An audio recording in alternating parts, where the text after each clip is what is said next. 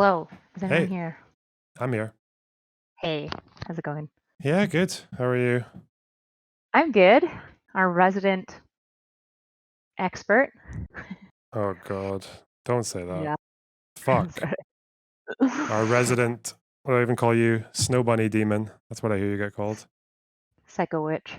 True. All right. What are your thoughts on the leftovers? I'm like an hour and 50 minutes in Um, so far. I think like most of what Hassan's saying isn't exactly like wrong. It's just he just sounds like every pamphlet I was ever handed at any pro-Palestine protest or like any leaflet that was given by some like far left campaign group. Like it's just like and he's not really engaging in much of a conversation, right? He's just kind of rattling off and yeah, most of it's mostly true. He kind of hyperbolizes a bit, but yeah, it's like um he is a very I think the way he operates is like he doesn't like calling out his own side because I guess he considers it No. like feeding the right or whatever, right? It's So impure. yeah, yeah. And he's also Yeah, it he seems got like he carries a lot of water for people who are outright supporting Hamas's actions, which is really like he's not defending Hamas, he's defending people defending Hamas, which is weird. yeah, like he even said it's like it's inconsequential whether we do the like Hamas condemnation thing or whatever, or we go after people who are supporting Hamas. He said it was inconsequential. Mhm. I was like, it's not really because they're your friends, right? Like second thought, like you went to these guys' podcasts, you said they were your friends, right? Well, he's also the biggest. He's the biggest political commentator on Twitch, and Twitch is mostly going to be like young people, 16 to your early 20s watching that stuff. These are people who are first forming their political beliefs. Like you're basically shaping the future voter base in your country, and you're basically telling that voter base that they don't have to give a shit whatsoever about the fact that there is a literal terrorist organization who has explicitly said that their goal is to eradicate the Jewish race. Like that's very, very dangerous to me. Okay, my understanding is that it sounds like Hamas has never been that explicit, and they were mostly like ambiguous, and they have somewhat walked it back. That was my understanding of Hamas's take around like jihad against Israelis. They did a lot of positive PR over the last couple of decades that worked on a lot of people. Like they did this thing, I think it was wasn't too long ago when they changed their charter from the original one, which was much more anti-Semitic and explicit. But they kind of did like a sleight of hand where they didn't really delete the first one, so they still kind of stick Oh, to the okay. first one. And yeah, that was kind Yeah. of why that's why a lot of people and they have kind of flip flopped a little bit on various approaches, but I guess now we know for sure, right? I Yeah, mean, there's not really it just those stated intentions are just directly in line with their present day actions, right? So Mhm. I'm just kind of looking at that, right? They said that they said that they want to get rid of the Jewish race, and now they're actually trying to do it because they're just running amok in Israel with no. It doesn't seem like there's any real tactical plan, but to just kill everybody in sight. I mean, didn't they literally say that they wanted even everybody in Israel who was not a ethnic Israeli to basically like take up arms? I'm pretty sure they said that recently. That's like a general Hamas position anyway. They think Palestinians who live in Israel who don't rise up are like traitors. So Yeah, yeah, so there you go. Like, so yeah, I just find that super, super dangerous to tell to like very, very young people, like many of which are minors, right? Like a lot of people who watch Hassan are like 17-year-olds, you know, which isn't a bad thing. I'm not saying that's a bad thing. It's just, you know, you don't want to tell them to like not care about a terrorist organization. I mean, the understanding those people's ideology, like if you are a very, very critical person of Israel, you can't be in my opinion anyway, you can't be responsibly critical of Israel if you're not familiar with Hamas's like actual ideology and what their actual goals are and what they're trying to do, right? Because that is basically like it's a very important thing to know to understand why Israel is doing everything it's doing to Palestine. So Okay, I had a bunch of questions for you, local expert, but not legal expert. Yeah. Loaderbox. Okay, Hassan keeps talking about how all settlers are religious Orthodox extremists. I'm very dubious of that claim for a number of reasons. I wouldn't be surprised to find out that some of them are, and that as fighting has escalated, that there has been greater levels of movement towards religious orthodoxy. But it feels also like probably there's a lot of somewhat capitalist people taking advantage of probably cheaper land and incentivized land. So usually when I've seen interviews with settlers, they might give like a top 5 list of reasons that for going there. One Okay. is for starting families because there's a lot more space per person for like green space for going out for walks in the park and all that. It's like you can't really. Israel's very. It's like the Middle East, right? You know, densely packed and like skyscrapers and that kind of thing. So there's a lot more open space in settlements, and they go there for that like family suburban life is one of the reasons.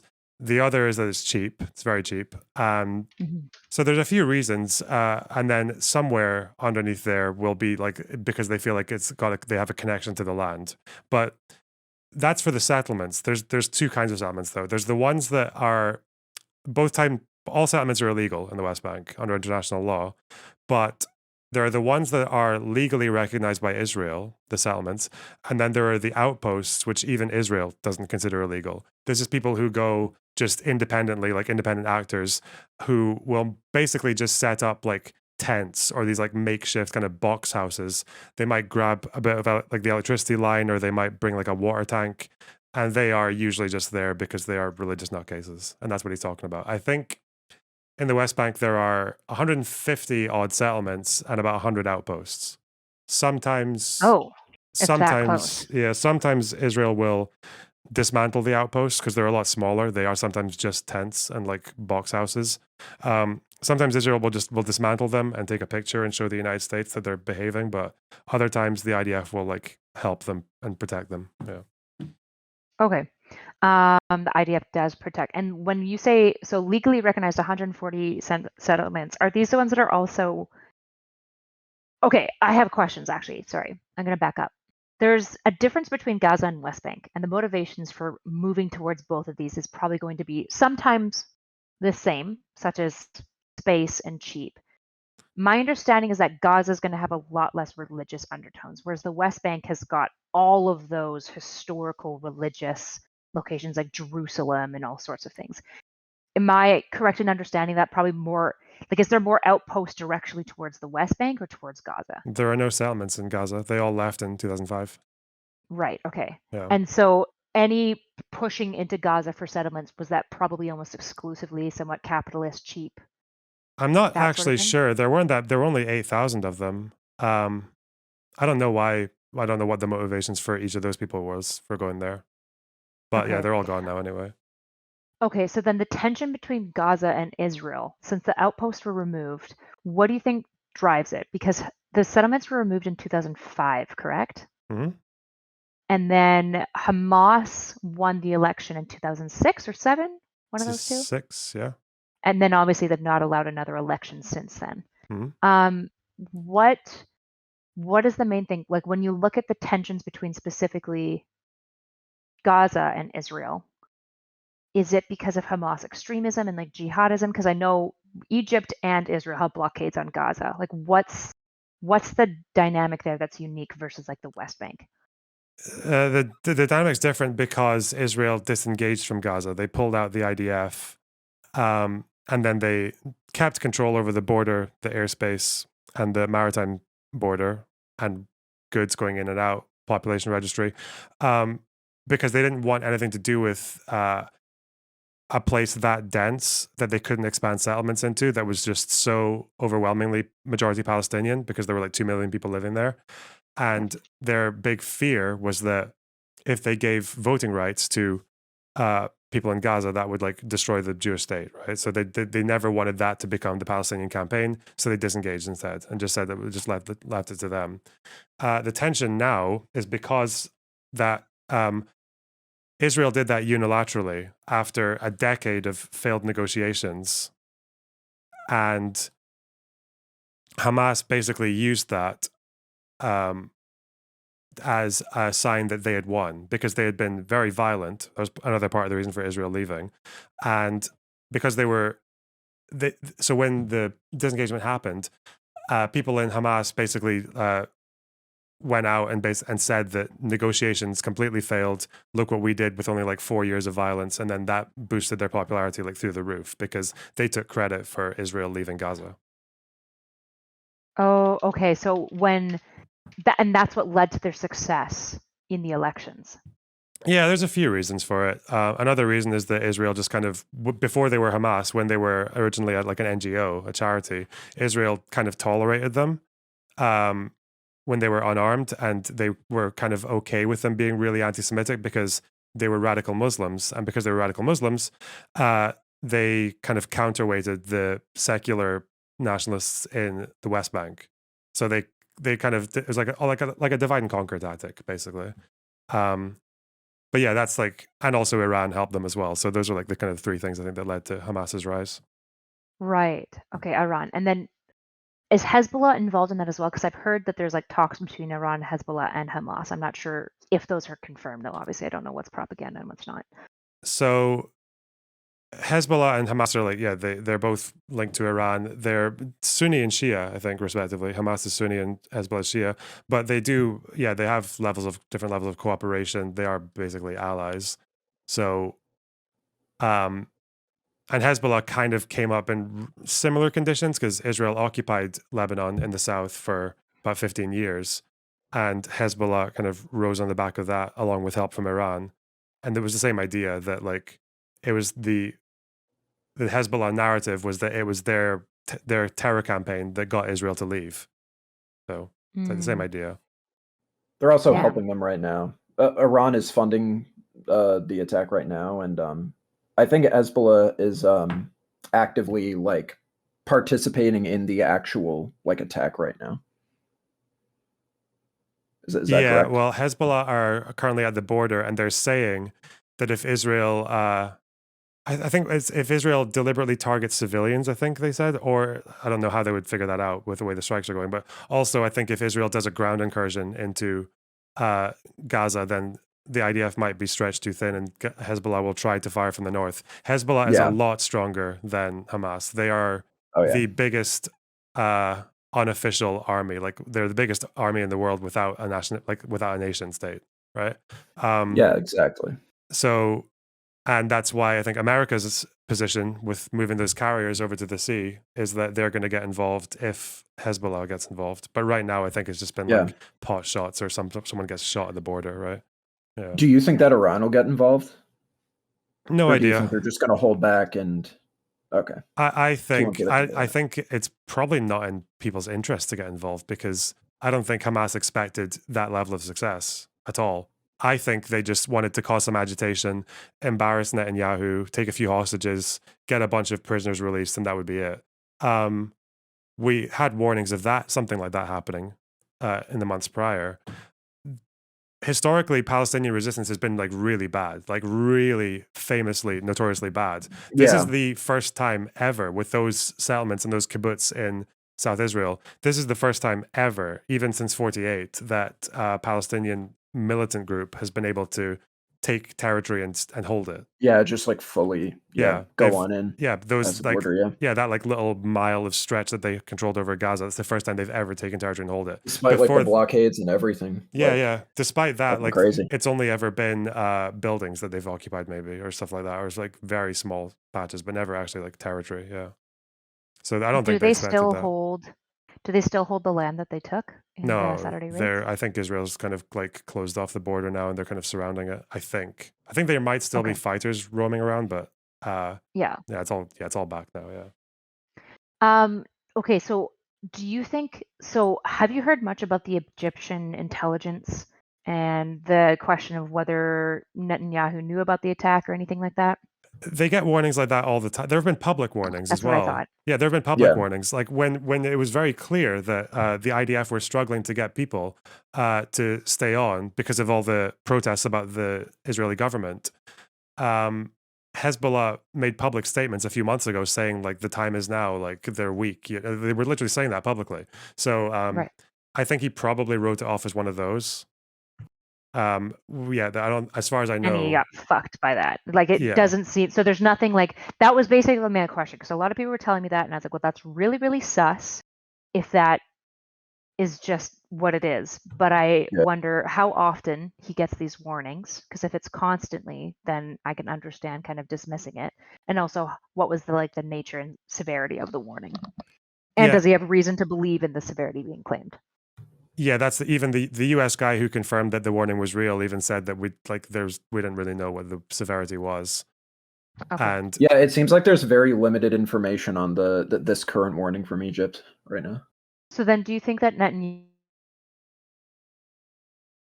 also will claim? you cut out at, do you think Netanyahu for me? Sorry, do you think that Netanyahu and his cabinet are actively genocidal against Palestinians? Like, are they Genocidal? doing it?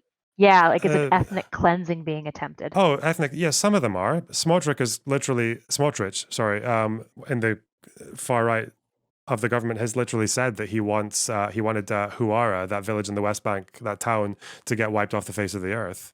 He walked it back later and said fucking that it was a misspeak. You know, Yeah, I the I further hate it right when in the that party happens. are. Yeah, I think the further right in the party are, but I don't think Netanyahu himself is. I don't think the broader goals of the government are. But I do think that there are some actors like that who have these like very, very resentful attitudes towards like the Palestinian population and would probably want to like negligently just say, well, you know what, maybe it would just be more effective to defeat Hamas if we just like blew it all to smithereens. Like there's probably I have no doubt that there are some people in the government who are like that.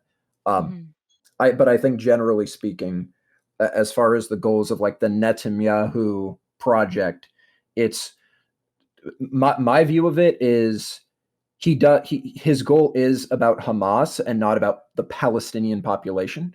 But I do think that he has often engaged in very negligent actions that do harm the Palestinian population when he could have otherwise avoided harming the Palestinian population, if that makes sense.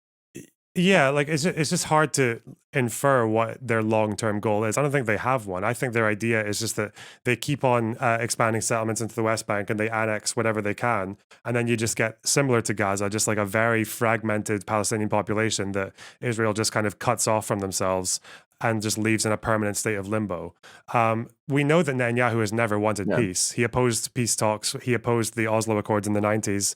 Yeah. And actually, Hassan did say one thing that was more or less right, was that when Rabin signed the Oslo Accords, one of the biggest moves towards peace in the history of Israel-Palestine, Netanyahu was leading protests against it, where people were carrying mock coffins of the Israeli prime minister who was behind it, and they were chanting "Death to Rabin," and then Rabin got assassinated after that. So yeah, but I think with the ethnic cleansing thing, I think if the Egyptian corridor opens and everyone leaves Gaza, they won't be let back in.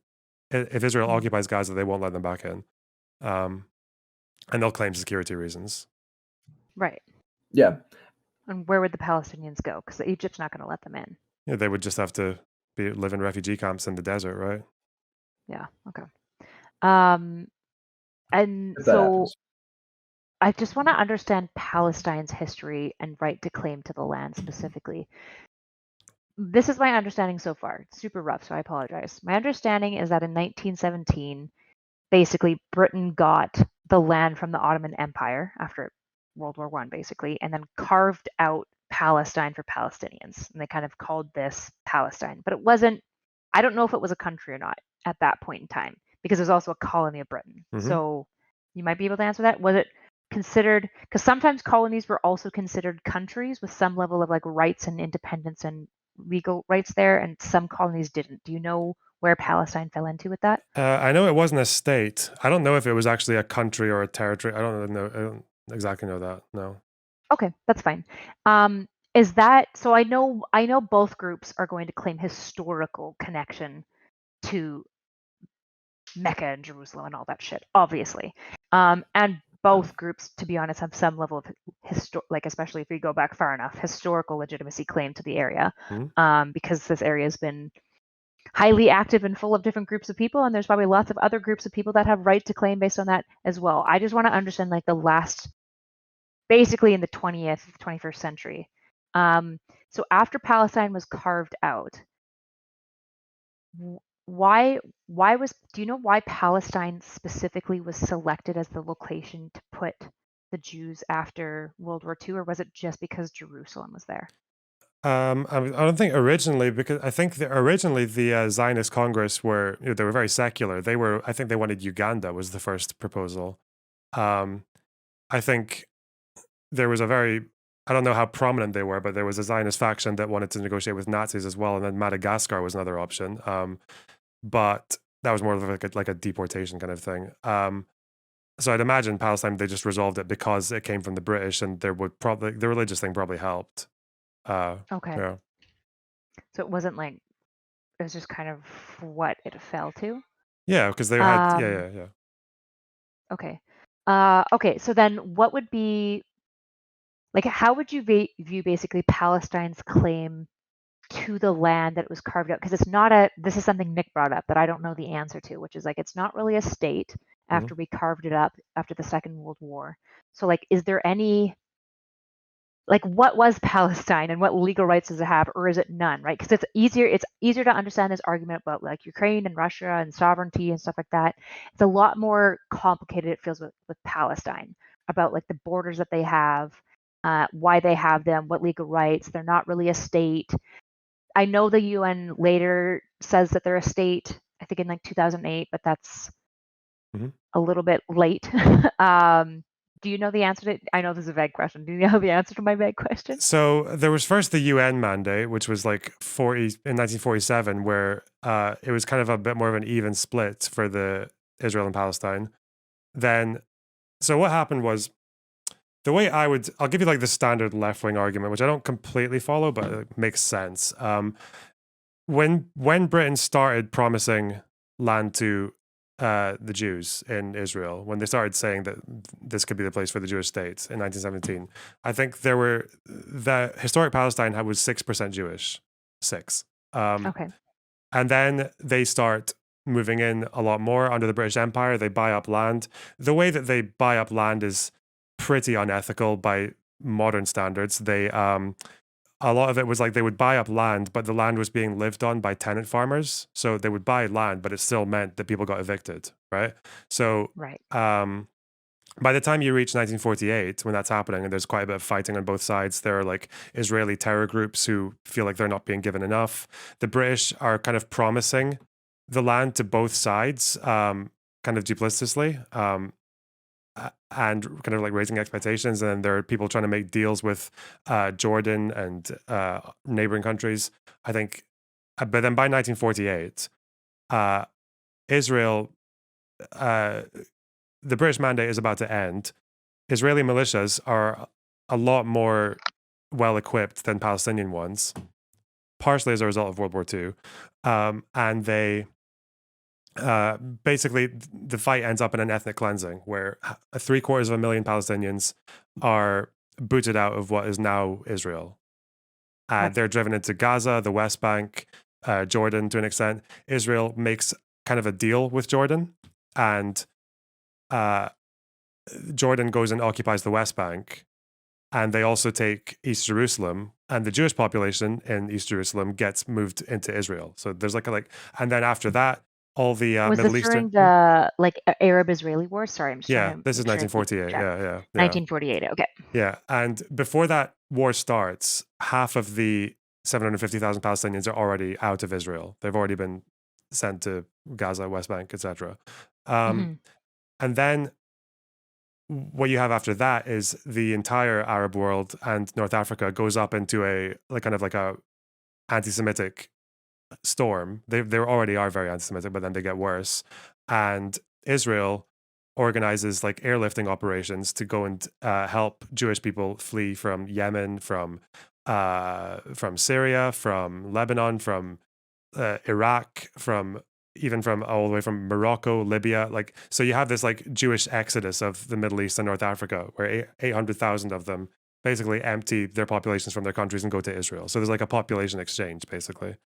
Okay. As for the claim to the land, the argument that's made for Palestinians is that the Israeli refugee crisis of 48 was solved. They ended up in Israel. They have citizenship. They're good. For Palestinians, it was never solved. They ended up in Jordan. They got a lot of them got kicked out of Jordan and went to Lebanon. And to this day, there were 700,000 of them in 48. Now there are 7 million of them, and they're still refugees. They live in camps. Most of them are about 50 miles away from the villages that their grandparents were kicked out of. So the argument for claims to the land is that you would say that they have a human right to return to the land that their ancestors were kicked out of. And that gets contentious because mostly refugee rights are only one generation legally. Yeah. The UN has reified it for Palestinians across generations. And then there's also just the case of what is like practically actionable, right? About whether or not Israel could ever accept 5 or 6 or 7 million refugees, or whether or not there has to be like a reparations program, or they get to go to West Bank and Gaza instead. And then there are like different deals for that. But that's like, if I was going to sell the Palestinian right to the land, that's how I would say it, because it's a refugee crisis that started in 48, then 1967, and then it's never ended. They're still refugees. That's what I would. Right. Yeah. So then why won't Jordan take them now? And why does Egypt hate Hamas so much? Jordan won't take them now because the Palestinian militia groups organized into a group called the PLO, the Palestinian Liberation Organization, and they were there was a lot of, I think, Soviet support going around that region at that time. I don't know exactly who to and all that, but they kind of tried to treat themselves as a state within a state, right? And so they tried to be a state within a state. And then they even tried to aggressed on Jordan. Yeah, they tried to coup the monarchy. There was a lot of bitterness about the Jordanians because King Abdullah had basically more or less betrayed Palestinians by doing the secret deal with Israel. And a lot of Palestinians from 48 felt like they were sold out by the Jordanian king. So they have a big fight with Jordan, and then Jordan gets really mad and then sends them over to Lebanon. Then you have the PLO and a lot of Palestinian refugees in Lebanon.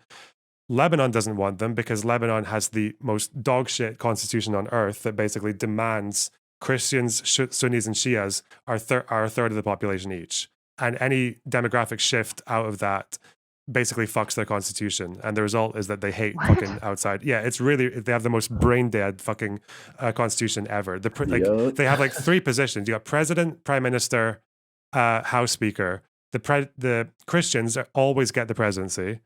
The Sunnis always get the prime minister, and the speaker is always a Shiite. Yeah.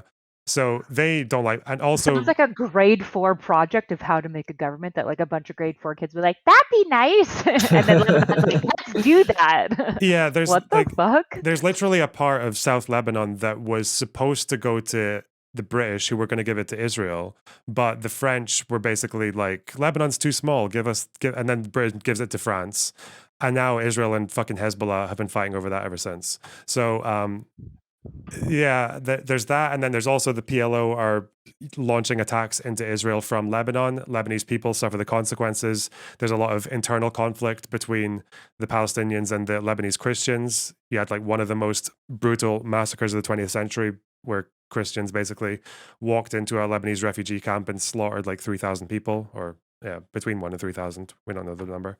So yeah, that's why Lebanon hates them. Egypt, I know a bit less about, but Egypt normalized relations with Israel, made peace with Israel in the late 70s, early 80s. And the Muslim Brotherhood, who were the Islamic opposition to Israel, were connected to the charity that became Hamas. The charity that became Hamas originated from the Muslim Brotherhood. But throughout the 70s and early 80s, as the Muslim Brotherhood was going softer on Israel, the charity group got really angry with that, and then they kind of had a rift, and then Hamas came up. So Hamas and the Muslim Brotherhood in Egypt, they don't get along for that reason, basically. That's like, I don't know that much about the Egypt situation, but it's more or less that. Also, the Egyptian leader who made peace with Israel got assassinated. So yeah, there's a bit of bitterness. The Egyptian leader made peace with Israel got assassinated by Palestine, by Hamas? Actually, you know what? I don't even know who killed him. That's really embarrassing, but fuck. What was his name? Anwar Sadat. Anwar, you said? Sadat. Anwar Sadat, yeah, Sadat. My initial gut reaction to that is that it's possible that they didn't know either, and they just kind of connected the dots. Like that's possible. Yeah. Target, perpetrators, Khalid and Muhammad. Okay, specific people. So this is an Egyptian radical Islamist. Oh, is it? Yeah, Egyptian Islamic Jihad. Yeah, okay. And Egyptian military officer, yeah. So yeah, Islamic extremists who are Egyptian. So then why would that create tensions with Gaza? Did Gaza basically celebrate it? The tension with Gaza is more to do with the fact that the Muslim Brotherhood, Hamas sees anyone who makes peace with Israel is a traitor, right? Any Arab who does that is like the worst. It's like the worst thing you can do apart from being a Jew, right? So when the Muslim Brotherhood were softening their position on Israel because Egypt as a whole was, that was when the Hamas charity that was originally connected to Muslim Brotherhood started to splinter off and become Hamas. So I think that's the main reason Hamas like hates Egypt, I think. Okay. I'm less confident in that particular one because I don't know as much about it, but yeah. Yeah, because the main thing that I get a tough time with when it comes to like Israel and Palestine is it feels like a lot of the Israeli people were kind of thrust into a situation that was like bad from the beginning. I suppose you could argue that they never needed to go there and oust the Palestinian people in the first place. I don't know enough about the 1948, like all of that shit to understand why they needed to be there, or like who I know is like a Zionist group that was pushing for a specifically Israeli state. Essentially, like I think it was basically like we don't want to be around anyone but ourselves because everyone keeps trying to fucking kill us. That's my very, very redundant understanding. It just seems like Palestine is also like kicking a lot of hornets' nests and pissing everybody off too, which is probably the complexity of nobody's truly a good guy or a bad guy here. But there are like greater levels of responsibility. Yeah, at the end of the day, it's like every leader and every organization has done awful, awful shit. The Palestinians were kind of led by this kind of like feudal. There was like a feudal representative in Palestine who was like supporting the Holocaust, right? And and with Israel, they've had like terrorists operating even under British rule, and some of them became prime minister, right? Or some of them became like the founder of Netanyahu's party was a terrorist in Israel in the 30s. Like, so yeah, I guess for the reasons that Israelis ended up in Israel, yeah, like no one else in Europe would take them. That was a big problem. There's that scene from fucking. Yeah. Have you seen what's it? Schindler's List. Yeah. When the camp gets liberated by the Soviet soldier, and then I think he says to the Jews, "Don't go that way," pointing west, because they all hate you there, and then don't go east because they hate you there as well, right? Yeah, that's more or less the sentiment. And then the Jewish people in the Middle East didn't ask for pogroms and for systemic discrimination and for being second-class citizens. So as soon as the state of Israel comes and says we can fly you over to a Jewish state, of course, all of them said yes. It wasn't just for a change of scenery, right? So they didn't because ask for that they were an either, oppressed people in Islamic states. Yeah. Before they came to Israel. Yeah, and the Zionist militias of the 40s did horrible stuff as well. They basically went around historic Palestine under British rule, cataloging all the villages and how many people lived there, and basically planned a lot of what they were doing in advance. Like the ethnic cleansing was like a lot of it was planned. I think planned Dali is the main example. They put typhoid in the wells. They poisoned the wells with typhoid as part of it. There were like 30 massacres. Some of them are still being uncovered to this day. Yeah. So yeah, there's a lot of horrific shit that happened on that side. Their rationale is they would say that they thought the Arab states were never going to accept the state of Israel, which was true. And they felt that they basically convinced a lot of the soldiers, the 18, 19-year-old Holocaust survivor soldiers, that if they didn't do this, then they were going to get another Holocaust in Israel. Whether you agree with that or not, but yeah. So yeah, the history is quite messy. I guess the problem is that at the end of it all is the Palestinian people have been the ones who haven't really had their situation solved yet. They haven't. They're in ambiguous land when it comes to statehood, and there are 7 million refugees who are just living in limbo for like indefinitely. Do you think the Gazan people could ever overthrow Hamas? Like, assuming that there was sentiment for it, which I'm assuming that there probably is or isn't. I don't know much about the. I understand a big issue with Gazan civilized population is it's largely children, Yep. right, that are being educated by Hamas schools Mhm. and receiving most of their aid from Hamas NGOs, essentially. Would there ever be a capacity for this, or has Hamas kind of locked down? Like, I don't know the Gaza civil relationship to Hamas itself. I really don't know. I know from polling that Hamas have been struggling with popularity recently. I know that about the last poll I saw was 70%. 70% of people living in Gaza wanted the PA to come back and occupy like different posts in the governing of Gaza. Like, I know that half of them wanted Hamas to flip their position from obliterate Israel towards a two-state solution just a few months ago. I know that people in Gaza they've gone on strike occasionally against Hamas because Hamas would like raise taxes and shit like that, or there'd be corruption. And I think Hamas basically just shoots bullets into the air, beats the shit out of protesters, tortures people, kidnaps them. So it's really hard, especially since Yeah. Very Hamas blends in so well with civilians that Yes. people wouldn't even know what to rise up against, right? Yeah, they also because Hamas basically control other infrastructure and shit too.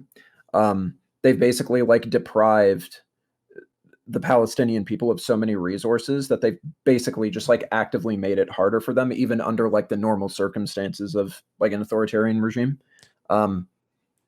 So yeah, I think it's also because Hamas are still popular depending on what time of the year you're looking at, right? So whenever like one of the reasons Hamas fires rockets is because rockets get fired back into Gaza, and then the ones providing the aid and all that and saying that we're standing up for you with our militants, and it's Hamas, right? So Hamas benefits very well from being the enemy of the enemy, I think. But because it keeps their population scared. yeah. But I think it's worth remembering that like Hamas are, even when they are popular, when they are representative, it's not for the same reasons that people always assume. I think right now people assume that it's because people in Gaza want to kill all the Jews, and that's why they like Hamas, because they want the same. It's not. Even the first time, even the first it's an election, oversimplification. Even the election that Hamas won, there have been polls that were done after that election, and it seemed to be the main reason people support Hamas was because of corruption, because the PA in West Bank were notoriously corrupt, and because Hamas had the reputation of being Islamic, and they were also an ex-charity, was they had that like image of being more trustworthy. That grassroots like populist image. Yeah.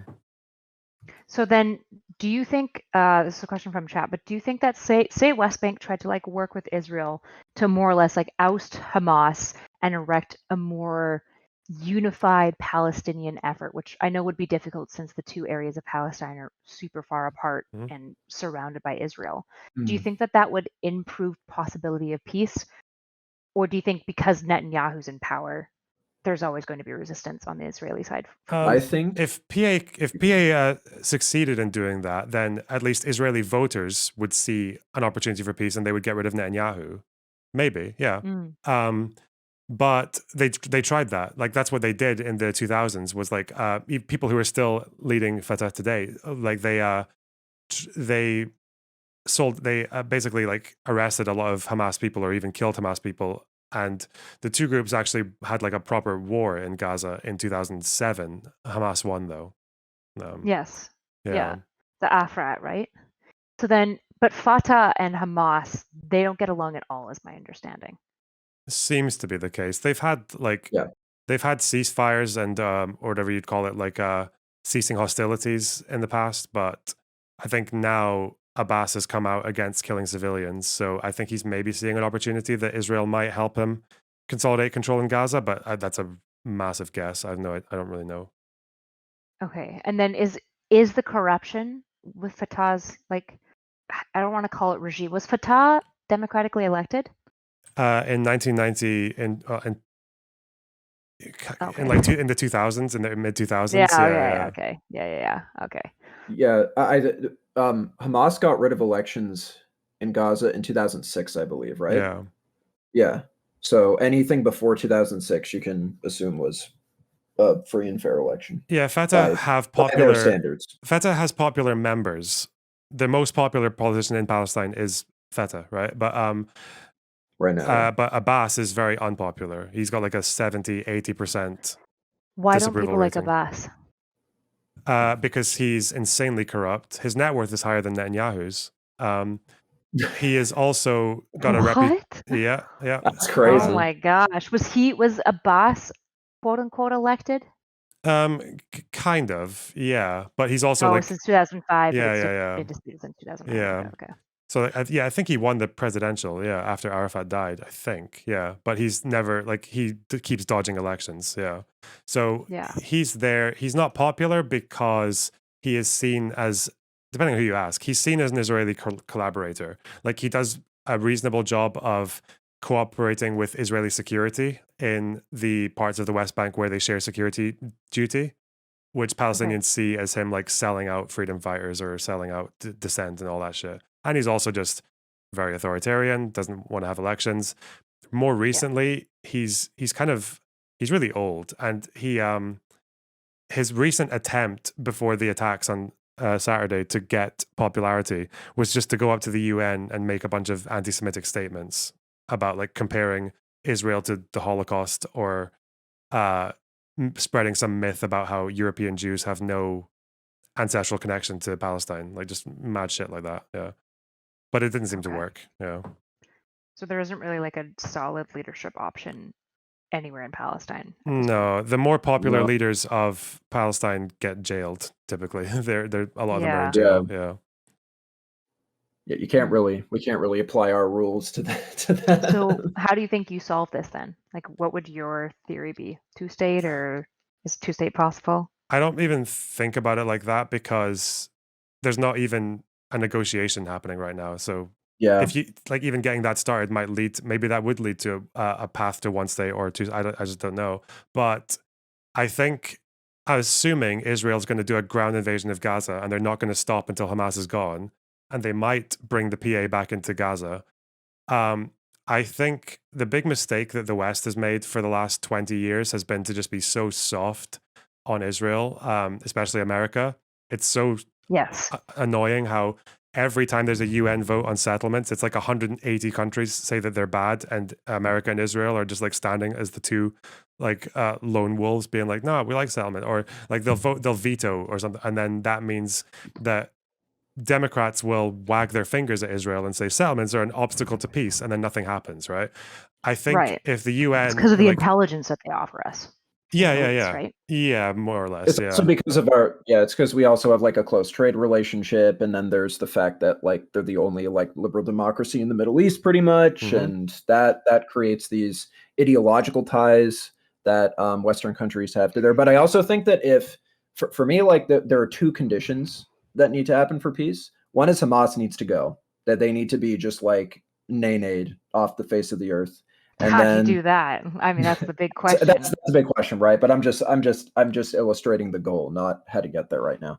And then second, I think that Netanyahu needs to be voted out at some point, because I think if Netanyahu was not in power, I think that there would be a lot more openness on the part of the West to kind of push in the direction of reforming out of those settlements, for sure. I just don't think that's going to happen right now with Netanyahu in power, because he really does not want to. He's very much on he's very much on like the might is right side right now. He's just trying to win against Hamas rather than, and that's like his primary goal over making peace with Palestine.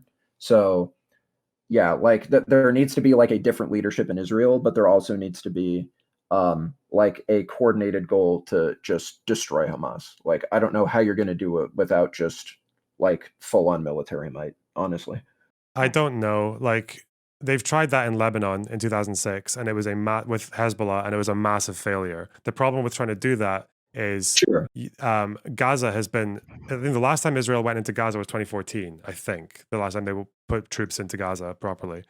So that's a long time to booby trap the place, to prepare the tunnel networks, to Yeah, I was gonna say, cooperate I with feel Iran. like Like, urban ground warfare sounds like high IDF costs, which is gonna be very, very unpopular for yeah, Israel. and it's Yeah. much higher Gazan civilian costs, and every person who loses a family member is going to become much more sympathetic to Hamas. That's what happened in Lebanon. Exactly. The Yeah. Israelis did a lot of damage. They damaged the fuck out of Hezbollah, but then that also meant taking out a lot of civilians. And then the result is Israel just gets completely embarrassed, and then Lebanon becomes more pro Hezbollah than ever. So but another way, like this is the kind of hopium I'm sticking to, is that like, although it's not really comparable in terms of scale of violence at all, like the first Intifada was was like a more violent than had previously been known for quite a while period in Palestine. Like it lasted about 6 years from 87 to 93. A lot of civilians died on both sides, but out of that, there was Arafat on one side who said that he would recognize Israel and denounce terrorism. And there was Rabin on the other side who was willing to offer the Oslo Accords and a path to peace, right? So it's not impossible that this can happen. It's just that I think with the Western world, I don't think, especially, I don't know if you've spoken to any Israelis after, I've spoken to a few, they've lost their fucking minds. They're all right wing now. Like all the Israeli left, they're all right wing now. They're all just like, they can't be negotiated with. This is a war. My side needs to win. Don't care terrified. how. Yeah.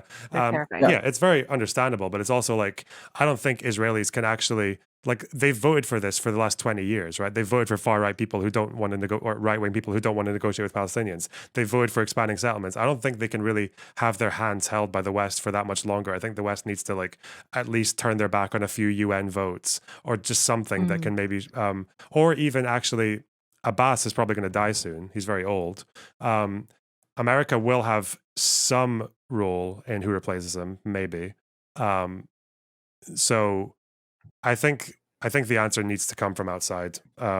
I'm getting radicalized. I'm becoming Team America World Police now because You're such a bad lefty. Oh my gosh. I'm not trusting. I just can't trust. Right. Like I like Hamas are fucking dreadful. I don't have any faith in Abbas. I don't trust Israeli leftists anymore. I don't trust them at all. Yeah, I think they're fucked. I think what needs to happen, like I do think there needs to be outside pressure, but I think maybe for different reasons than you do. Like I do think that there needs to be more so coordinated aid on the part of Israel to get rid of Hamas. I think that because the military operations in Israel, I don't think are very, very competent at dealing with Hamas at all.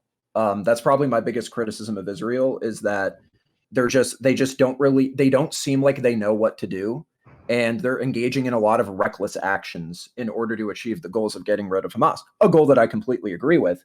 But I think that they need coordination from people who just kind of know better than them. And I think the West can help with that. They can help Israel with that. But Israel needs to be open to like allowing a lot of leeway for the West to take the lead. I would mostly expect the United States to do something like this.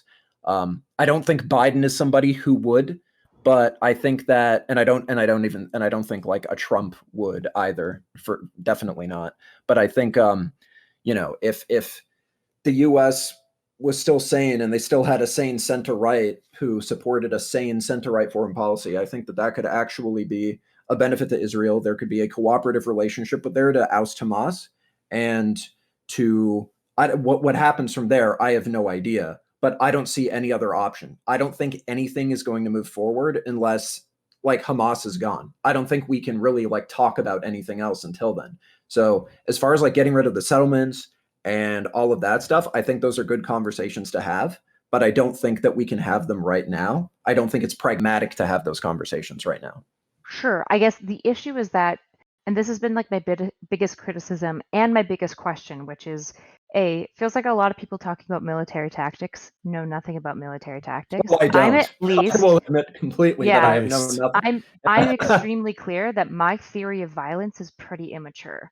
But the issue is that I don't know how you get rid of Hamas without high levels of civilian deaths. I don't know how to do it because they hide amongst civilians. They look like civilians.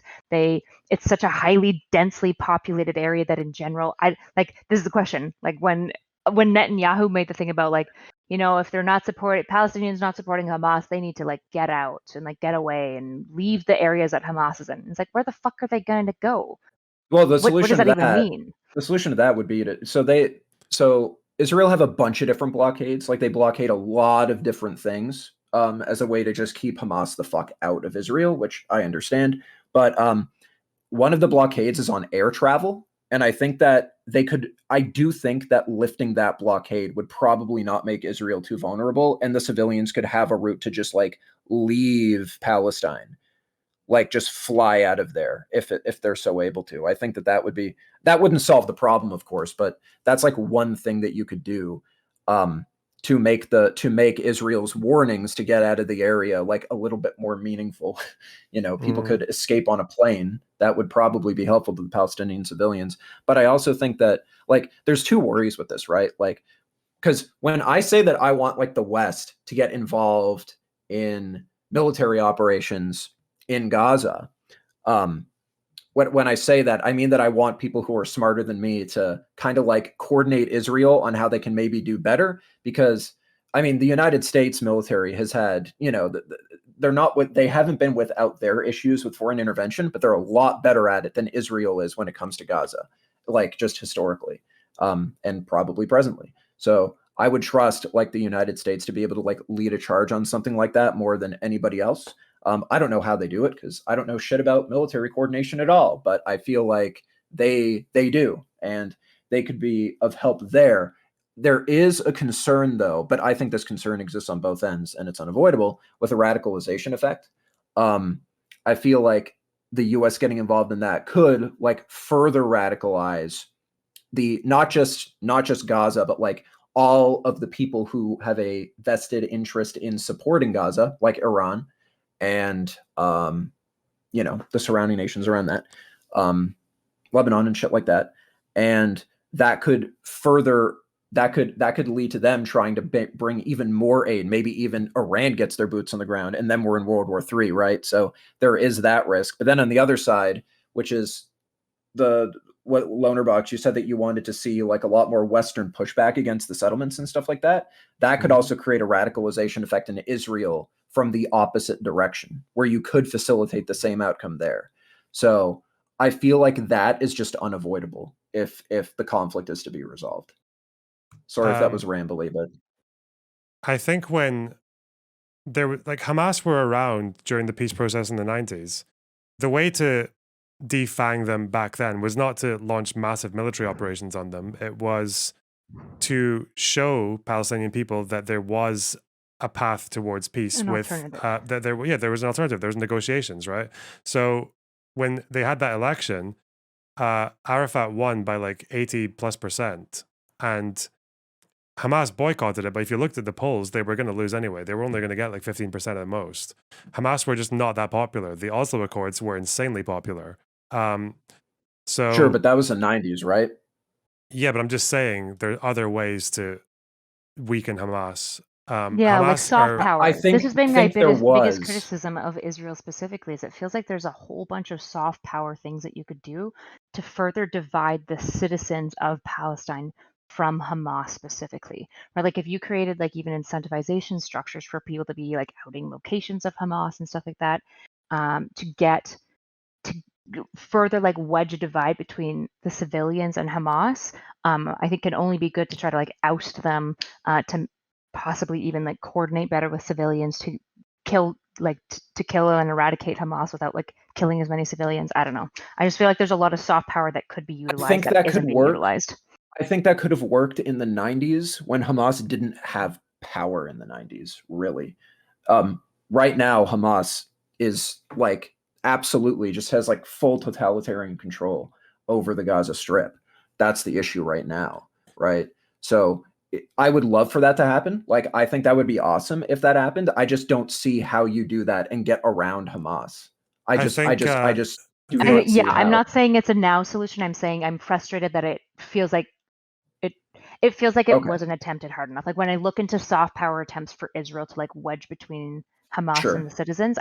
Maybe I don't know about it, but it feels like there's almost nothing. Which Okay, seems like in a that case, correct. okay, fair enough. I thought you were suggesting now, which is I don't. why I I went have so hard. no My fucking apologies. clue what to do now. I have no idea. No shot. I mean, I yeah. shouldn't. I don't know enough about the situation. To Yeah, no weigh in worries. about Yeah, because when I was suggesting like the military shit earlier, like I was specifically thinking about now. I don't think that should have ever have been like a first resort solution. I think that you're right. Like they should have gone the soft power route, like leading up to all this. The problem is Netanyahu just doesn't want to, right? Which is why, again, I wish someone would replace Netanyahu, but he keeps winning. So what can you do?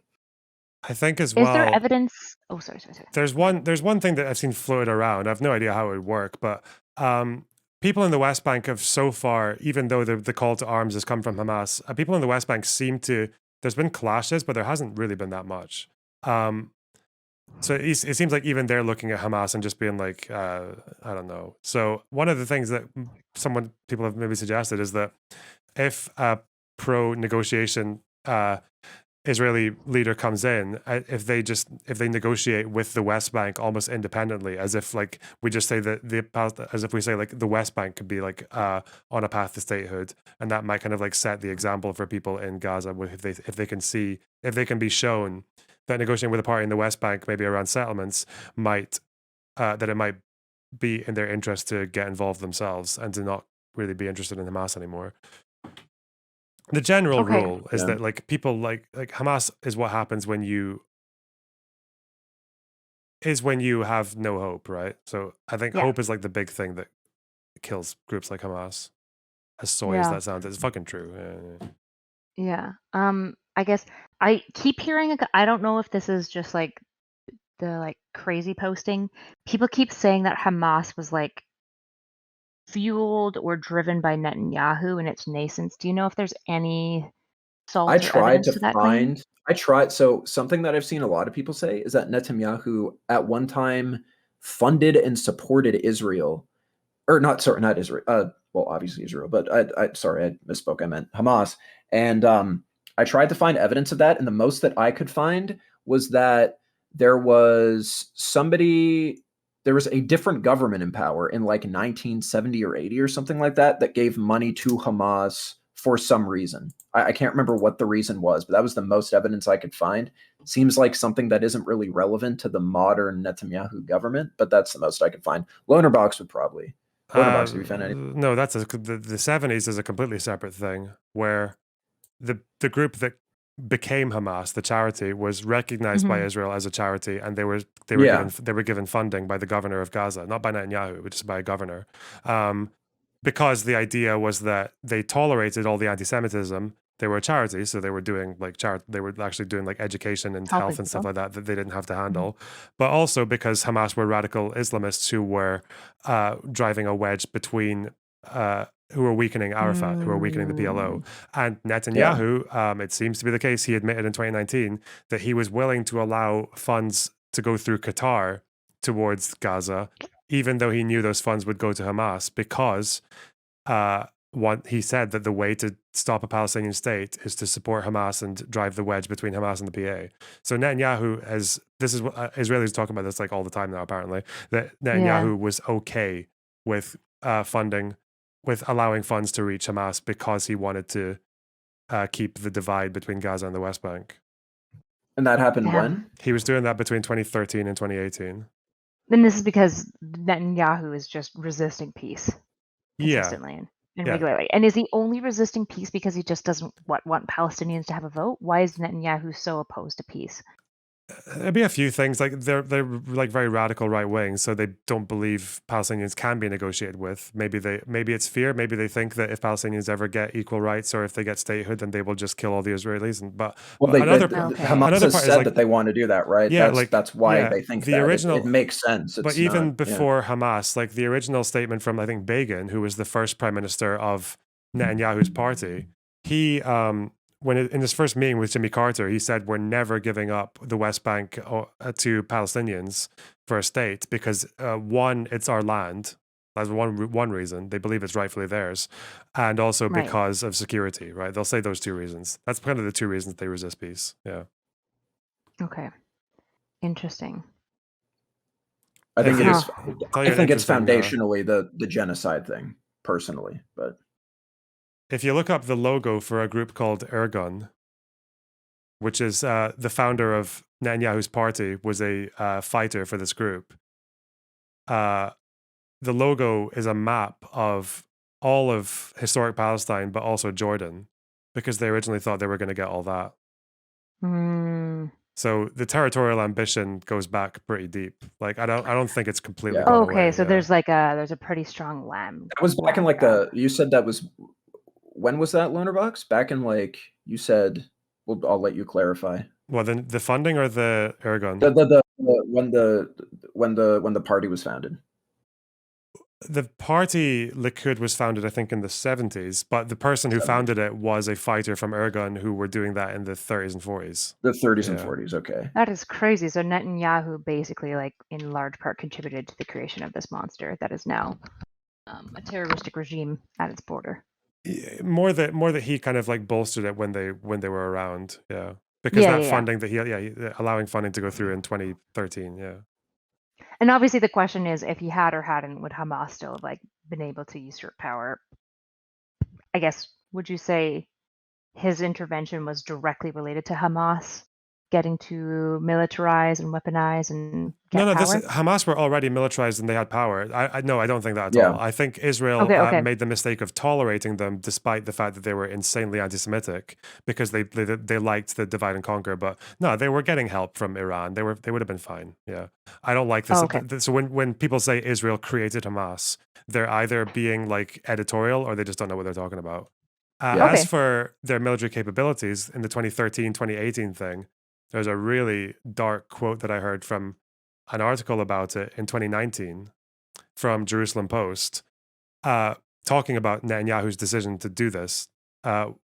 He said, right at the end of the article, it says, we Gaza border residents are paying the price for the lack of policy and the arrogance in facing terror.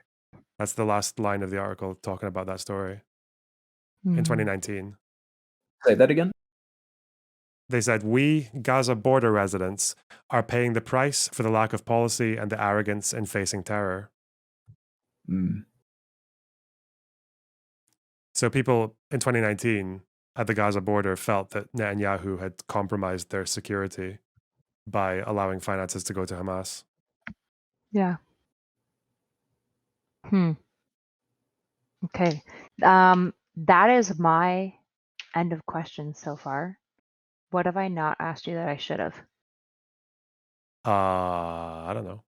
That's a lot of questions. Yeah, it was a lot of questions. But sometimes when I ask that, people are like, yeah, there's this massive glaring hole that I don't think you even realize you don't know. So that's like the main thing I'm looking for is like, what's the I don't know that I don't know it stuff? Yeah, I don't know about glaring hole. I don't think there are. Oh, don't stand me too hard, okay? Otherwise, I'm going to say I have your seal of approval. You haven't asked me just if I kidding. denounce Hamas. Obviously, that's maybe a big hole. Yeah. I seen your Twitter. I'm good. Nice one. The audience hasn't. Oh, well, I guess they'll just have to find out, you know. I'm tired of being tone policed it's a total mystery as a Middle what he Eastern thinks of. man. Anyway. Okay, people want me to ask you about Black September. That was when that was when the PLO tried to coup the Jordanian monarchy, basically. It failed. They got kicked out and sent to Lebanon, more or less. Okay, yeah. So you did tell me about that. Yeah. You just didn't name it. Okay. Yeah. Okay. Yeah. Thanks. That's all I have. Nice. Thanks to both of you. You're welcome. All right. I don't feel like I contributed too much, but well, you're welcome again. It was nice meeting you. Yeah. All right. Take care, you guys. Bye. See ya. Good night. Bye. What a pleasant phone call. Ooh.